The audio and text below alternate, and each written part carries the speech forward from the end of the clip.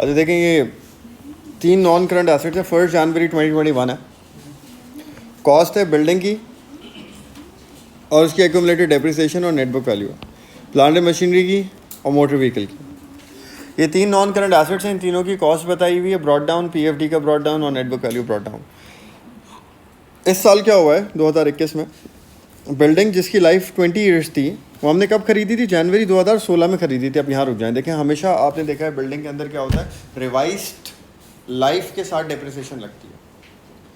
कल मैंने एक सवाल की रिकॉर्डिंग भी भेजी थी, उसमें भी ऐसे था। उस दिन हमने सवाल सॉल्व करा था, उसमें भी ऐसे ही था।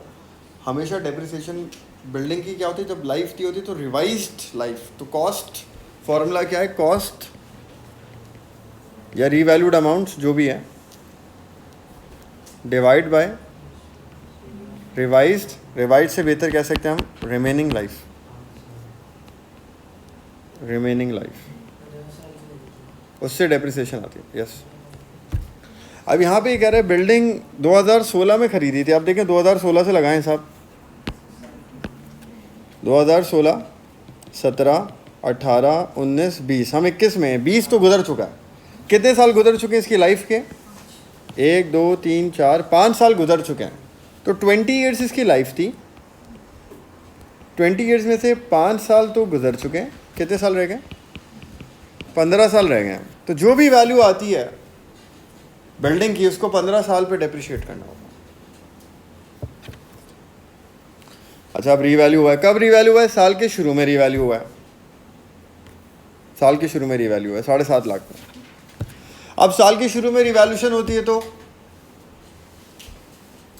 साल के स्टार्ट में रिवैल्यूशन हो गई, तो जो डेप्रिसिएशन लगेगी वो नई वाली वैल्यू पर लगेगी, क्योंकि साल के शुरू में नई वैल्यू आ गई है, तो डेप्रिसिएशन नई वाली वैल्यू पर लगेगी। अच्छा, पहले रिवैल्यूशन करते हैं। बिल्डिंग को देखें, कॉस्ट कितनी है? 6 लाख। डेप्रिसिएशन कितनी है? 1.5 लाख। नेट बुक वैल्यू कितनी है? 4.5 लाख। जा कितने पर है? 7.5 लाख पे। जब भी हम रिवैल्यूशन करते हैं तो रिवैल्यूशन में हम क्या देखते हैं, क्या एसेट की नई वाली वैल्यू उसकी कॉस्ट से ऊपर जा रही है या नहीं जा रही है? तो कॉस्ट यहाँ पर कितनी है? 6 लाख है। जा कितने पर है? कॉस्ट से ऊपर जा रही है। क्योंकि कॉस्ट से ऊपर जा रही है तो डबल एंट्री बनेगी, कॉस्ट डेबिट, जितना कॉस्ट से ऊपर गया। कॉस्ट थी 6 लाख, वो गया 7.5 लाख पे, तो कॉस्ट से ऊपर कितना गया? 1.5 लाख। तो कॉस्ट डेबिट हो जाएगी 1.5 लाख। और एक दफ़ा कॉस्ट बढ़ गई तो जितनी भी पीएफडी है वो ख़त्म हो जाएगी उसकी। कितनी पीएफडी है इसकी? 1.5 लाख की है, वो ख़त्म हो जाएगी, ज़ीरो करनी पड़ेगी, 1.5 लाख ख़त्म करनी पड़ेगी। और रीवैल्यूएशन रिजर्व क्रेडिट हो जाएगा 3 लाख से। तो इसका इम्पैक्ट क्या पड़ा? जो कॉस्ट थी 6 लाख वो इंक्रीज़ हो गई 1.5 लाख से, तो कॉस्ट कितनी हो गई? 7.5 लाख। प्रोविजन फॉर डेप्रिसिएशन या एक्यूमुलेटेड डेप्रिसिएशन जो 1.5 लाख थी वो 1.5 लाख से कम हो गई, ज़ीरो हो गई। तो आज एसेट 1 जनवरी को कितने का हो चुका है? 7.5 लाख का हो चुका है। तो अब जो डेप्रिसिएशन लगेगी इस पर वो किस 7.5 लाख पे लगेगी। आसानी पढ़ लो बेटा, काम आ जाएगा पेपर में। 7.5 लाख डिवाइड बाय कितने, रिमेनिंग साल कितने रह गए? 15 साल से डिवाइड करो, क्योंकि इस चीज़ को अब 15 साल पे ख़त्म करना है। कितनी आई डेप्रिसिएशन? 50,000 आएगी इसकी डेप्रिसिएशन। बिल्डिंग है ना,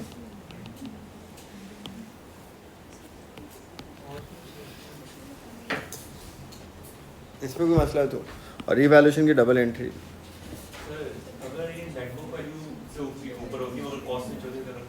तो सिर्फ प्रोविजन फॉर डेप्रिसिएशन को कम करते हैं, इसको बढ़ा देते, कॉस्ट को नहीं छेड़ते। तो पीएफडी डेप्रिसिएशन है ना, डेप्रिसिएशन क्या कर रहा है? एसेट को कम कर रहा है ना। अब डेप्रिसिएशन को कम कर दो, एसेट बढ़ जाता। तो सिर्फ पीएफडी कम करते हैं। केसेस लिखवाए मैंने, ये वाला केस भी लिखवाया जो तुम पूछो, लिखा हुआ होगा रजिस्टर में, देखिए।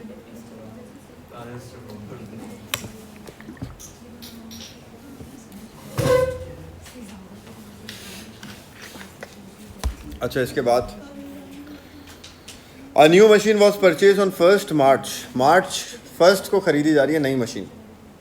साल जनवरी में शुरू होता है, तो जैन हो गया, फेब हो गया, मार्च की पहली तारीख से 2 महीने के बाद, साल शुरू होने के 2 महीने बाद, तीसरे महीने के शुरू में ही एक हमने मशीन ख़रीद ली 2 लाख रुपए की।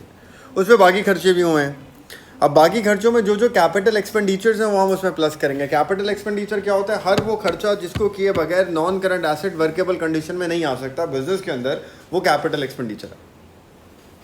इंस्टॉलेशन के बगैर एसेट नहीं चल सकता। जैसे एसी खरीदा हमने, 1 लाख रुपए का एसी खरीदा तो वो 1 लाख कैपिटल एक्सपेंडिचर है, लेकिन अभी तो दुकान पे रखा हुआ है एसी, वहाँ से चलना थोड़ी शुरू हो जाएगा।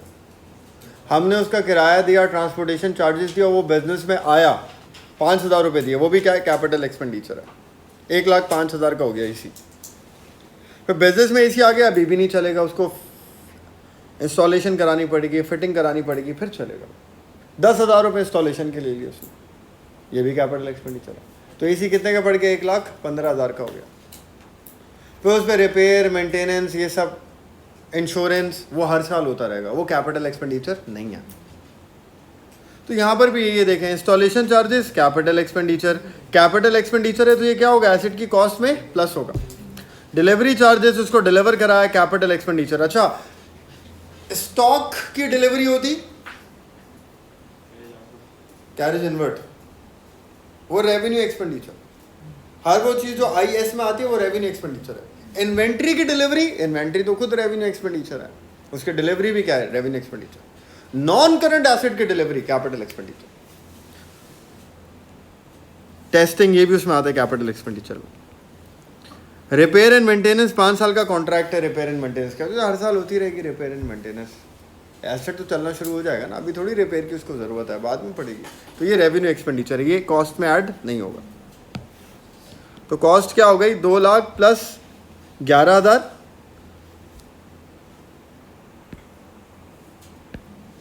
2 लाख प्लस 11,000 प्लस 8,000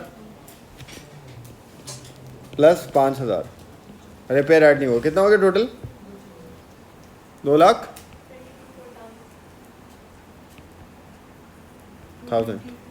2,24,000। ये कॉस्ट हो गई इसकी, ये एडिशन था, एडिशंस में यार 2,24,000। इसके बाद फिर मोटर व्हीकल का बता रहा है। Motor vehicle is a diesel which was bought on 1 जनवरी 2019 में ख़रीदा था, अभी 21वां साल चल रहा है, सही है। 19 में ख़रीदा तो 19 हो गया, 20 हो गया, अभी 21 चल रहा। उसकी लाइफ थी 5 साल। स्क्रैप वैल्यू क्या थी, कुछ भी नहीं। A recent government environmental policy urged X Limited to review the value of this lorry. Further information at 31st December related to the lorry was as follows. Estimated value in use 18,500, selling price before incurring selling cost of 4,000। 21,000 का बिक जाएगा, अगर 4,000 का खर्चा करेंगे तो 21 का अलग बिकेगा, 4,000 का खर्चा अलग करना पड़ेगा। तो यानी कि ये कुछ IS 36 से रेलेवेंट उसने चीज़ दे दी ना। Impairment, value in use, fair value less cost to sell वाली बात, ये इसने बता दिया। इसके बाद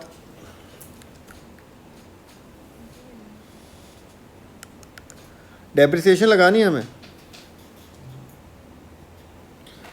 बिल्डिंग पे स्ट्रेट लाइन मेथड, वो तो हमें पता है, लाइफ 15 साल स्ट्रेट लाइन मेथड है। प्लांट एंड मशीन पे रिड्यूसिंग बैलेंस 25% और मोटर व्हीकल पे स्ट्रेट लाइन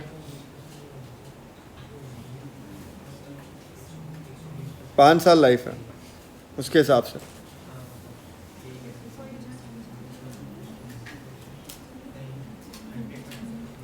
फिर बोला full year depreciation is charge in the year of purchase and none in the year of sale, year end policy.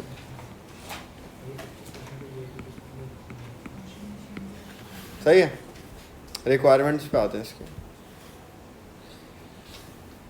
Explain why business में need to impair its non current asset. Non current asset की impairment क्यों की जाती है, impairment की definition बतानी है।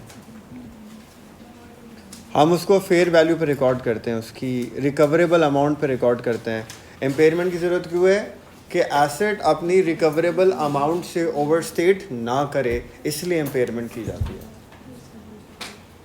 ताकि एसेट्स ओवरस्टेटेड ना हो बैलेंस शीट के अंदर। सही है, इम्पेयरमेंट क्यों की जाती है कि assets should not exceed more than their recoverable amounts. So assets in balance sheet should not be overstated.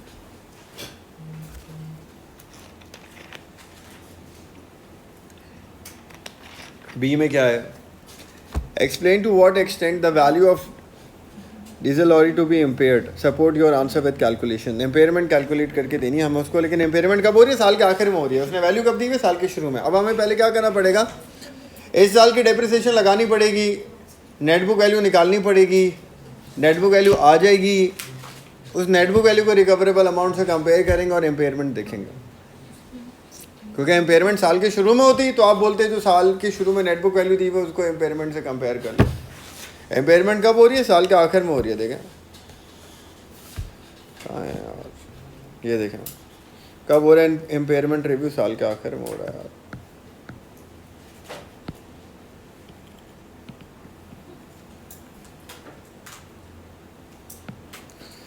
दिसंबर को। और साल के शुरू में क्या है? ऊपर ये दिया हुआ 60, 24, 36। लाइफ कितनी इसकी? 5 साल है ना। करें कैलकुलेट, इसकी डेप्रिसिएशन निकालें।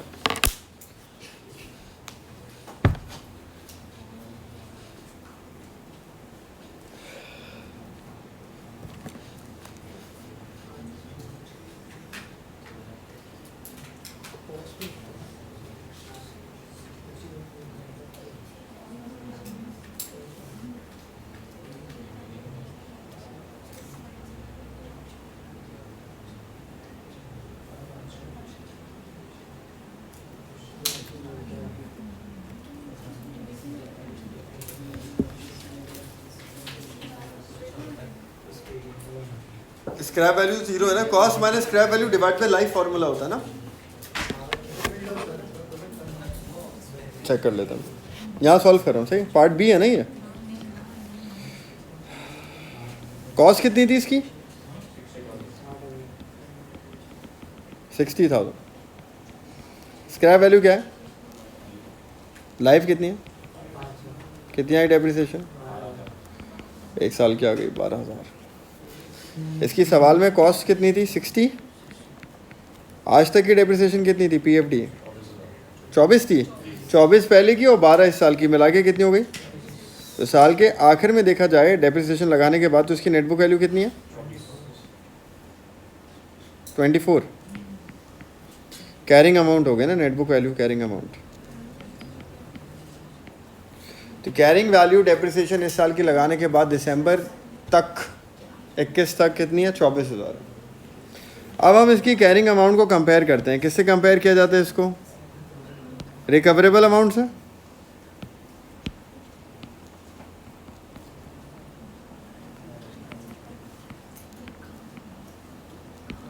अच्छा, रिकवरेबल अमाउंट क्या होती है? Is the higher of value in use और fair value less cost to sell. Value in use कितनी दी हुई इसकी सवाल में? वैल्यू इन यूज़ ये रही 18,500। अच्छा, अगर वैल्यू इन यूज़ निकालनी होती है तो कैसे निकलती है? Inflow minus outflow is equals to net flow multiply by DF DCF. सारे डीसीएफ जितने भी हैं उसको प्लस करते रहते हैं। डीसीएफ को प्लस करके आती है ना वैल्यू इन। ठीक है, इधर तो दी हुई है। कितनी है वैल्यू इन? 18,500। और fair value cost to sell कितनी है? 21,000 का बिक जाएगा। अगर 4,000 का खर्चा होगा तो ना, तो करें, बताएं कितना आ रहा है?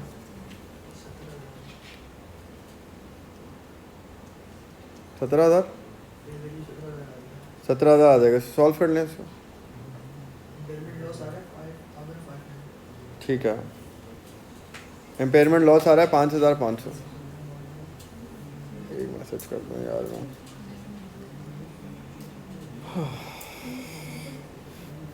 ये कितनी? 17,000 आई है। तो 17,000 और उसमें से देखें जो बड़ी वैल्यू होती है वो रिकवरेबल अमाउंट होती है ना।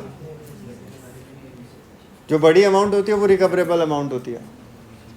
तो वैल्यू न्यूज़ 18,500 और ये कितनी है? 17,000। इन दोनों में से बड़ी क्या है? 18,500। तो रिकवरेबल अमाउंट क्या हो जाएगी? 18,000।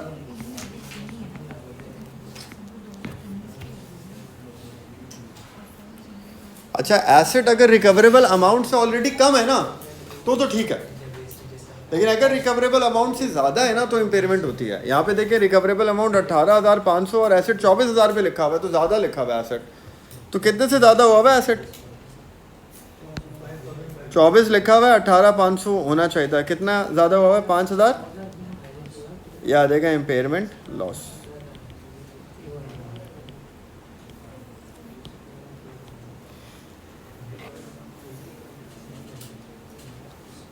तो इस साल की डेप्रिसिएशन भी लगेगी, और डेप्रिसिएशन लगने के बावजूद एसेट ज़्यादा हुआ था तो इम्पेयरमेंट भी होगी उसके बाद ना। इसमें कोई प्रॉब्लम है किसी को तो पूछ लें यार।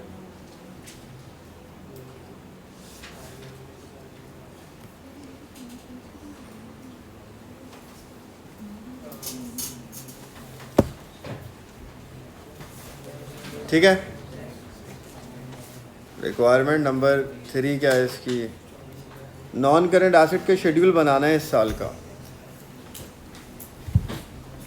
Total column is not required. कौन कौन से एसेट्स हैं? पहला कौन सा था? बिल्डिंग था, बिल्डिंग्स है। दूसरा कौन सा?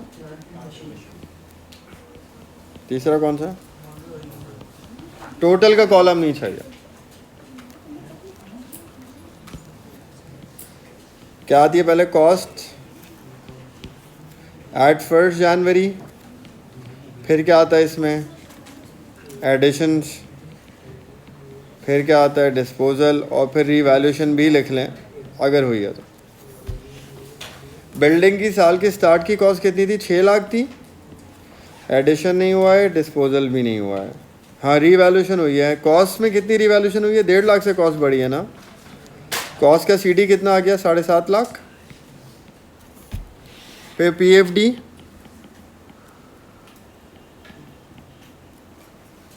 Charge for the year depreciation, income statement, जो बेचा डिस्पोजल, और एम्पेयरमेंट भी हुई है। वैसे एम्पेयरमेंट को हम डेप्रिसिएशन के साथ मर्ज भी कर सकते हैं शेड्यूल के अंदर। और आखिर में क्या आ जाएगा? सीडी। अब यहाँ पर अच्छा रिवैल्यूएशन भी तो आया था इसमें।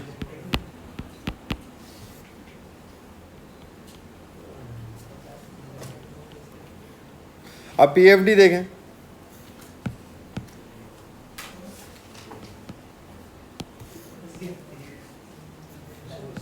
पीएफडी का ब्रॉड डाउन कितना था बिल्डिंग का? 1.5 लाख। इस साल की डेप्रिसिएशन कितनी लगी है? रिवाइज्ड 50,000। बिल्डिंग की 50,000 आई ना, 15 साल पे ले गए थे उसको। डिस्पोजल हुआ नहीं है बिल्डिंग का, इम्पेयरमेंट हुई नहीं है बिल्डिंग की, रीवैल्यूएशन हुई है। रीवैल्यूएशन में डेप्रिसिएशन कितनी उड़ी है? डेप्रिसिएशन कितनी है? हटाई हमने 1.5 लाख।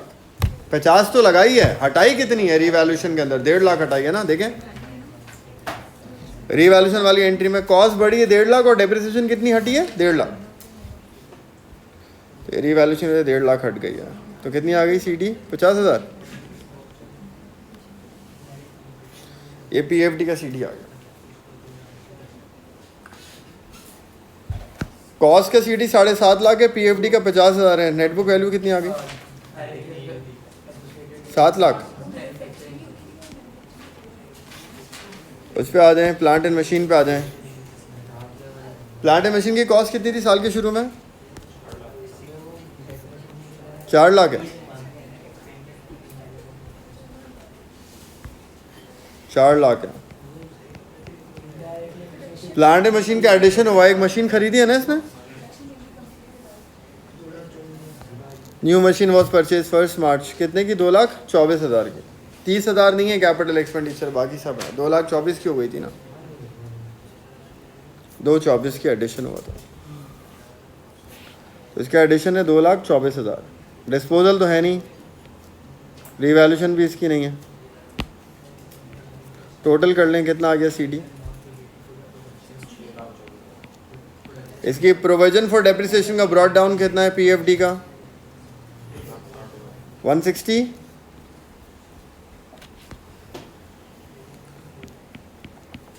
इस साल की डेप्रिसिएशन स्ट्रेट, कौन सा है? आरबीएम में स्ट्रेट लाइन है। आरबीएम ईयर एंड पॉलिसी, देखिए आरबीएम ईयर एंड पॉलिसी हो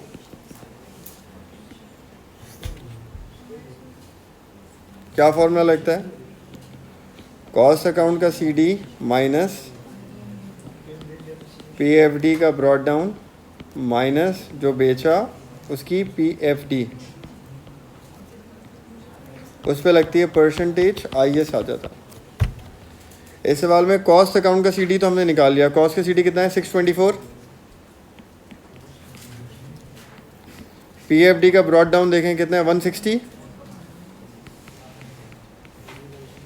जो बेचा बेचा ही नहीं है, क्या परसेंटेज है इसकी 25%, कितना आ रहा है डेप्रिसिएशन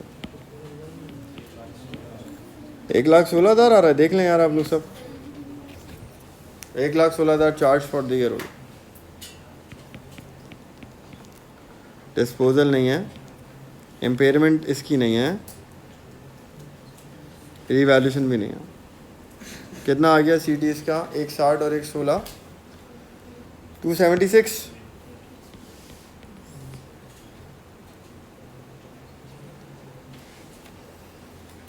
अब कॉस्ट का सीडी और नेटबुक वैल्यू के सीडी को माइनस करें, सॉरी पीएफडी के सीडी को माइनस करें, नेटबुक वैल्यू सीडी आ जाएगा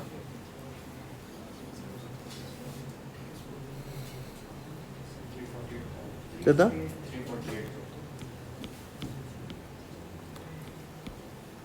मोटर व्हीकल पे आ जाए, कॉस्ट कितनी थी 60,000 थी, एडिशन नहीं हुआ ना मोटर व्हीकल का, डिस्पोजल हुआ है, कुछ भी नहीं हुआ ना, कॉस्ट यही आ गई। पीएफडी का ब्रॉड डाउन कितना था 24,000 था, इस साल की डेप्रिसिएशन कितनी लगी थी 5 साल पे 12,000, डिस्पोजल नहीं है, एम्पेयरमेंट है इसकी 5,500, रीवैल्यूशन नहीं है, ऐड कर लें,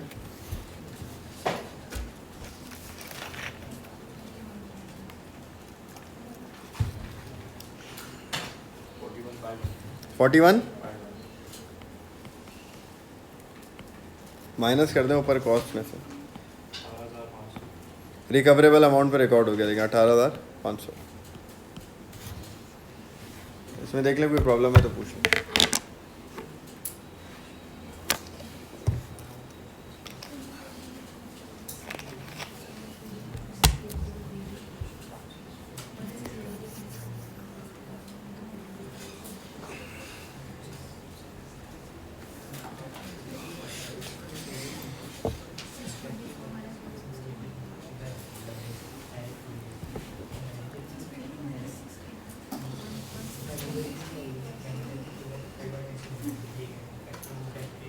इसके बाद क्या रिक्वायरमेंट है सवाल में, कह रहा है repair and maintenance cost of 30,000 for 5 year contract for new machine was paid on 1 मार्च 2021 को दी गई है। एडवाइज द डायरेक्टर्स वेदर और not x limited should have entered into contract, justify और आंसर। 5 साल के कॉन्ट्रैक्ट में इनको जाना चाहिए था, नहीं जाना चाहिए था, जस्टिफाई कर दें अपना आंसर, इसमें रीजंस लिखना है आप लोग। 5 साल का कॉन्ट्रैक्ट कर रहा है ये, कितने का 30,000 का। तो पहली बात तो हम ये देखें, अब तक हमने कोई प्लांट एंड मशीन डिस्पोज नहीं करा है, डिस्पोजल तो नहीं है, तो इसका मतलब प्लांट एंड मशीन भी सही चल रहा होता है हमारा। नंबर 2, आप 5 साल का कॉन्ट्रैक्ट कर रहे हैं रिपेयर एंड मेंटेनेंस का, एटलीस्ट बिजनेस को फर्स्ट ईयर देख लेना चाहिए था कि कोई रिपेयर एंड मेंटेनेंस पहले साल में आ रही है नहीं आ रही है। हो सकता है कोई रिपेयर एंड मेंटेनेंस की नीड ना हो और आपने इतनी पेमेंट दे दी तो वो वेस्ट होगी। नंबर 3, बिजनेस को कैश फ्लोज देखने हैं अपने, कि कैश पोजीशन इतनी है कि वो 5 साल का कॉन्ट्रैक्ट अभी से करके पूरी पेमेंट की जा रही है। हर साल का कॉन्ट्रैक्ट भी तो हो सकता था, ईयरली कॉन्ट्रैक्ट पे भी तो जा सकते थे। उसके बाद फिर ये देखें कि कितनी सेविंग्स हैं 5 साल के कॉन्ट्रैक्ट करने में वर्सेस ईयरली कॉन्ट्रैक्ट करने में। तो अगर ये सब है तो फिर उसके हिसाब से डिसीजन ले लें। अब इसमें तो कोई ऐसा है नहीं, चीज़ें क्लैरिटी से दी हुई जिसको हम कंपेयर करें और चीज़ें लिखें, तो हम जनरल ये वाली बातें कर लेंगे इसके लिए, सही।